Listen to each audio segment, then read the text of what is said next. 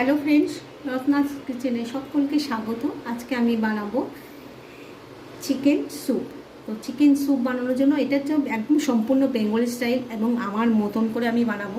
তো তার জন্য আমি ইনগ্রিডিয়েন্টস কী কী নিয়েছি আমি বলে দিই। এখানে দুরকমভাবে চিকেন নিয়েছি বোনলেস এবং বোন সহ। আর নিয়েছি ভেজিটেবল, এখানে নিয়েছি টমেটো, আলু, পটল, পালং শাক, নিয়েছি পেঁয়াজ, নিয়েছি রসুন কুচি, আদা কুচি, ক্যাপসিকাম। আর মশলার মধ্যে নিয়েছি গোলমরিচ, নুন আন্দাজ মতন, নিয়েছি গরম মশলা, এখানে এলাচ, দারচিনি আর লবঙ্গ, আর সামান্য জিরে, তেজপাতা, বাটার আর লেবু, আর নিয়েছি কর্নফ্লাওয়ার।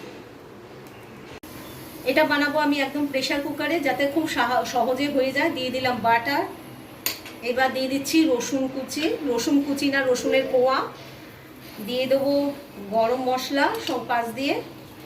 বেশি আমি গরম মশলা নিই, দুটো দারচিনি নিয়েছি, দুটো লবঙ্গ নিয়েছি, আর দুটো তেজপাতা, একটা ছোটো এলাচ।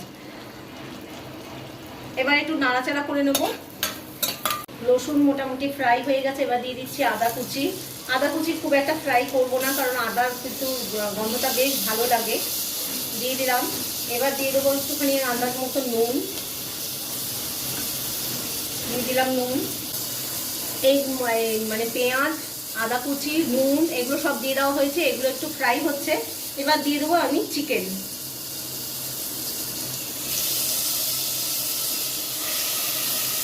চিকেনটা একটু ঢাকা দিয়ে একটুখানি ফ্রাই করে নেবো।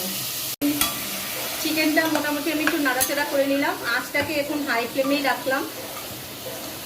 এবার দিয়ে দেবো এখানে এই জিরে যে নিয়েছি, জিরেটা দিয়ে দেবো।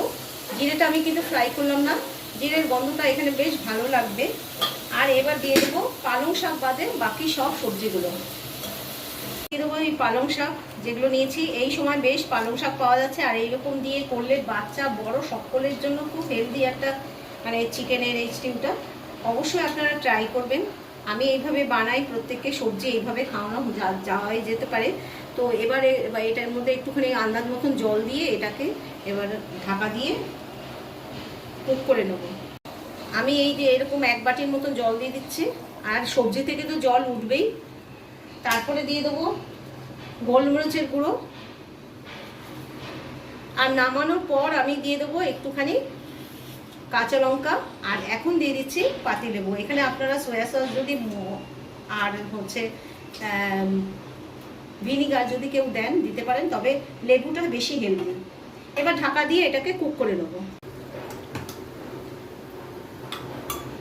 এটা কিন্তু রেডি প্রায় হয়ে গেছে। দিয়ে দেবো দুটো কাঁচা লঙ্কা। আচ্ছা, কাঁচা লঙ্কাগুলো আমি কিন্তু ফাটিয়ে দিলাম না, আর দিয়ে দিচ্ছি একটু কর্নফ্লাওয়ার গুঁড়ে রেখেছিলাম, সেটা দিয়ে দিলাম। কর্নফ্লাওয়ারটা দিয়ে একটুখানি এটাকে জাস্ট একটুখানি নাড়াচাড়া করে নেবো, যাতে ঝোলটা একটু ঠিক হয়ে যায়। তারপরে জাস্ট নিয়ে পরিবেশন করে আমি দেখাচ্ছি।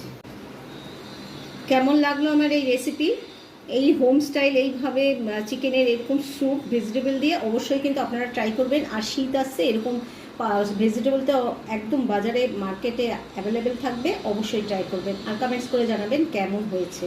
যদি ভালো লাগে অবশ্যই কিন্তু একটা লাইক দিয়ে দেবেন, আমার পাশে থাকবেন প্লিজ। আপনারা আমার পাশে না থাকলে আমি কিন্তু এগোতে পারবো না। ভালো থাকবেন, সুস্থ থাকবেন, বাই।